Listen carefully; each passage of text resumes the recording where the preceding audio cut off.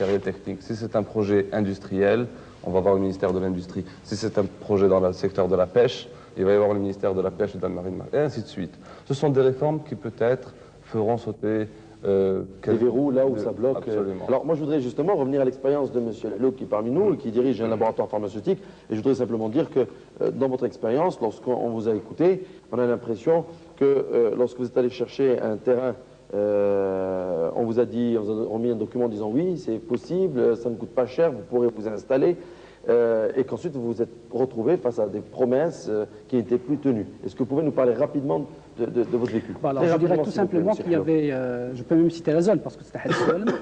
Au départ, on m'a dit oui, c'est une zone 4, donc avec tous ses avantages, qui se trouve pas loin de Casablanca. Je me suis dit c'est une aubaine, d'autant plus qu'on m'a donné un dépliant qui retraçait certains avantages et entre autres une ristourne de 50% et 5000 dirhams pour chaque emploi créé. Ristourne de 50% sur quoi? Sur le prix du terrain, sur l'achat du terrain. Et 5 000 dirhams pour chaque emploi. Bon, après, je me suis posé la question, j'ai fait mes calculs, j'ai appelé à tout le monde qui m'entoure pour essayer de faire un calcul. Et pour me dire, c'est extraordinaire, on va y aller.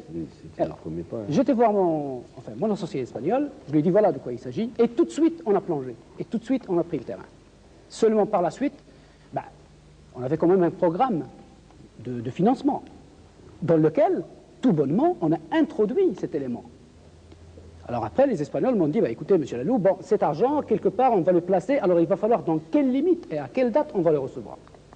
J'ai dit, d'accord, on va voir. J'étais voir les personnes en question, et je leur ai dit, écoutez, s'il vous plaît, moi j'ai un plan d'investissement, je dois le respecter. Si vous voulez bien me donner une date, même une date, pour essayer de voir quand est-ce que...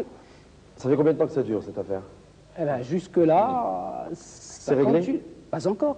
Pas encore, et j'ai même reçu des coups de téléphone de gens qui ont investi dans cette zone pour essayer de me dire, monsieur Lalo, où est-ce que vous en êtes? Parce que de toute façon, vous avez les Européens derrière, alors bon, est-ce que quelque chose va se faire? Et là, j'ai répondu, bon, écoutez, moi je suis comme vous, j'attends.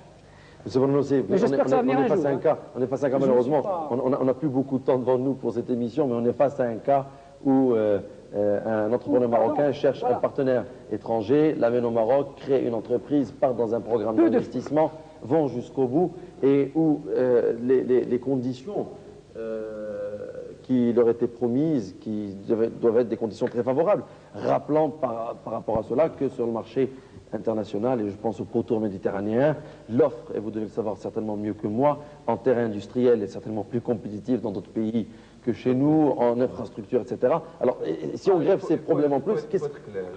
Il y a deux grosses lacunes au niveau du code des investissements industriels.